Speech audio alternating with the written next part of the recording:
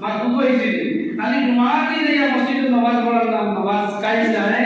প্রত্যেক ওয়াক্ত আপনি নামাজ আদায় করার নাম হইল গিয়া নামাজ কায়েম এতে আপনি ফার্স্টটা মসজিদ হইয়া নামাজ পড়তা আপনি যেন রাখবা হিন্দু বলে ভাবে বলে আপনি নামাজ পড়িয়া যাবেন তাহলে হিন্দু বেটা আপনার ভালো হয়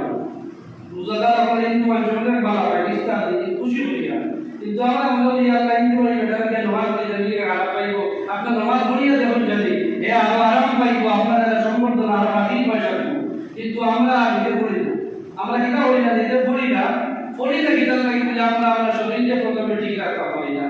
শরীর আমরা ঠিক রাখতে পারি না আমরা প্রস্তাব দিব রাখি এর দিকে বাইরে যুবক ভাইয়ের অনুরোধ হইয়া আগে পবিত্রতা অর্জন করো পবিত্রতা অর্জন যদি আমরা করি যাই অটোমেটিক নামাজ দায় হয়ে যাব অটোমেটিক নামাজ দায় হয়ে যাব আপনার শরীর যদি পবিত্র থাকে আপনার পরিষ্কার হবে আপনার দাঁড়া থাকবা নামাজের সময় আবার আপনার মোবাইল যদি চাওয়া লাগতে হয়